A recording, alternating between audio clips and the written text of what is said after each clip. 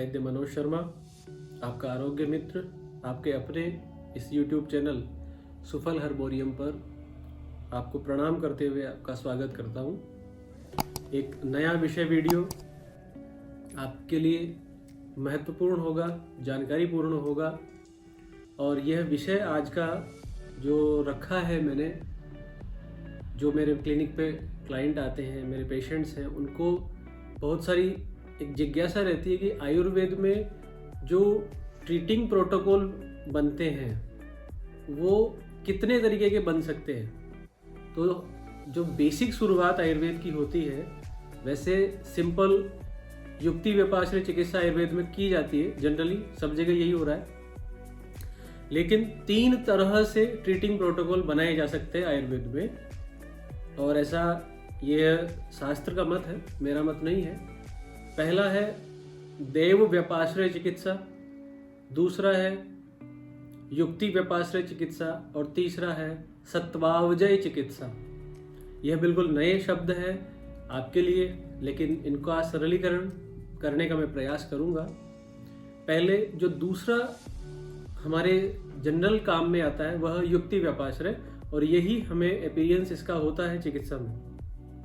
युक्ति लगा करके डायग्नोस करना, युक्ति लगा करके ट्रीटमेंट देना, युक्ति लगा करके आहार विहार का प्रोटोकॉल सेट करना, ये युक्ति व्यपाश्रय चिकित्सा है जो जनरली हर डॉक्टर आयुर्वेद का यह करता है, और ये ही हमें ज्ञात है। बाकी जो दोनों दाएं बाएं डिपार्टमेंट रह गए, देव व्यपाश्रय चिकित्सा और सत्वावजय चिकित्सा, आयुर्वेद में न के बराबर होती है।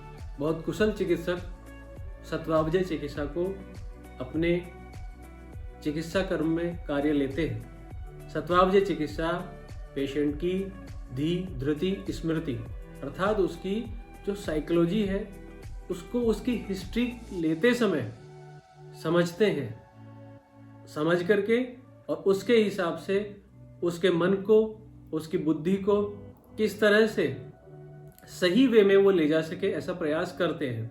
लेकिन जनरली ऐसा होता नहीं है। सिंपल जल्दी से प्रिस्क्रिप्शन लिख दिए जाते हैं पेशेंट की रिपोर्ट्स, इन्वेस्टिगेशन और उसके लक्षण देख करके। लेकिन बहुत बड़ा पार्ट है, केवल शरीर ही मनुष्य नहीं होता, शरीर से ऊपर जिस तरह से केवल शरीर भी 7 धातुओं से बना हुआ है, 3 तरह के उसमें मुख्य रूप से मल होते हैं। इसी तरह से हमारा जो अंतःकरण है वो भी चतुष्टय है, 4 प्रकार का है, मन, बुद्धि, चित्त और अहंकार।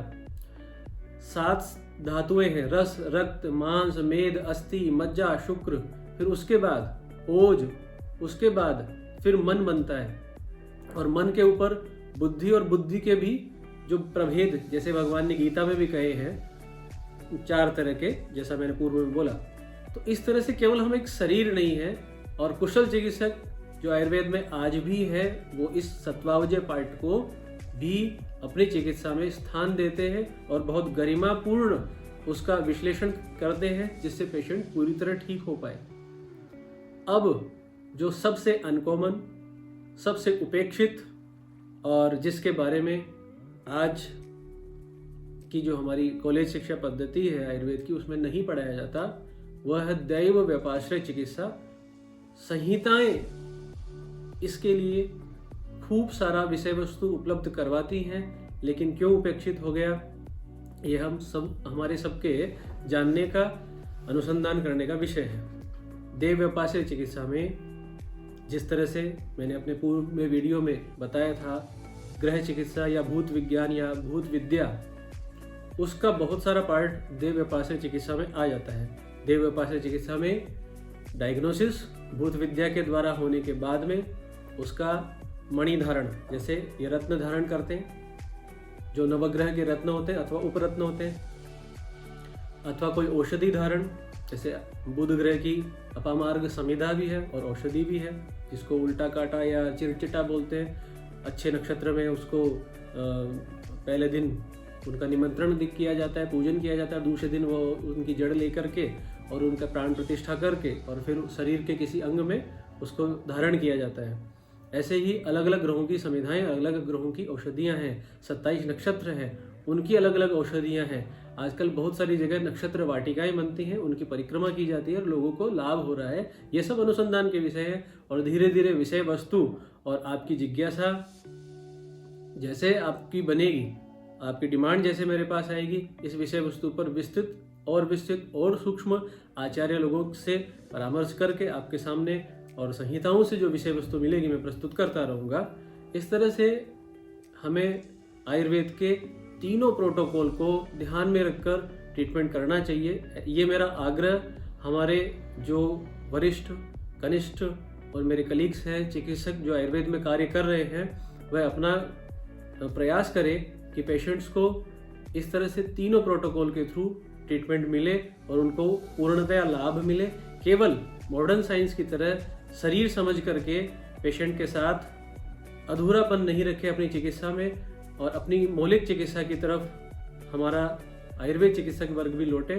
और हमारे जो पेशेंट हैं उनसे भी मेरा आग्रह है कि इन तीनों चिकित्साओं का ज्ञान रखें। हम यूट्यूब पे इतना समय देते हैं और इतना समय थोड़ा सा हम आयुर्वेद पे भी दें, और ऐसा सोशल मीडिया पर हमारा स्क्रीन टाइम, व्यूइंग टाइम इतना दे रहे हैं, तो जो वास्तव में हमें चाहिए ज्ञान, उस ज्ञान को हमें अर्जित करना चाहिए। अन्यथा कोई विषय वस्तु पे समय देने के साथ साथ ठीक है आपका मनोरंजन हो रहा है, लेकिन ज्ञानवर्धक बहुत जरूरी है।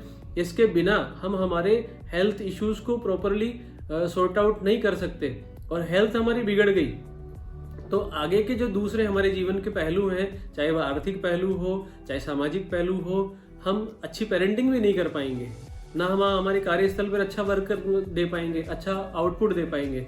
इसलिए मेरा आपसे ये निवेदन है कि हम इन तीनों विषयों पर और आयुर्वेद के जो अन्य विषय हैं उन सब पे हम अपना रिसर्च करते रहे अपनी तरफ से भी, और हमारे जो नज़दीक में चिकित्सक हैं, आयुर्वेद के कुशल चिकित्सक हैं बहुत से, हमें पता नहीं है अपने आसपास, उन लोगों से जाकर के संवाद स्थापित करें, आयुर्वेद चिकित्सा हम लें और अपना ज्ञानवर्धन करें, जिससे हम और हमारा परिवार स्वस्थ रहे और जो दुष्प्रभाव आज की जीवन शैली के आ रहे हैं उनसे हम बच सकें। और इस प्लेटफॉर्म पे आज मैं आया हूँ तो एक चिकित्सा सूत्र आपके लिए निवेदित कर देता हूँ। हमें ब्रह्म मुहूर्त में उठना चाहिए, पता है, लेकिन उठते नहीं है।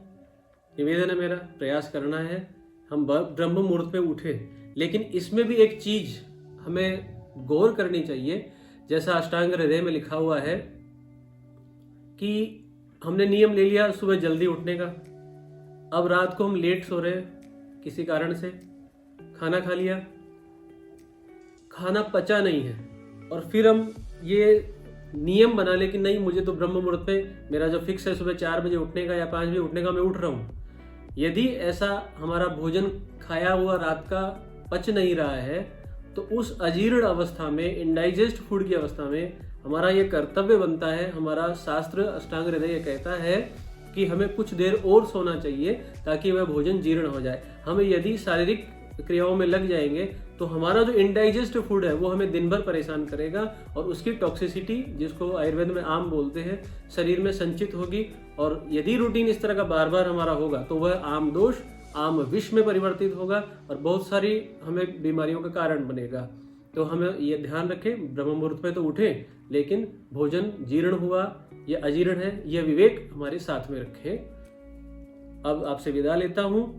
आयुर्वेदोपदेशेषु विधेय परमादरः, मेरी सदैव आपसे यह प्रार्थना रहेगी। धन्यवाद।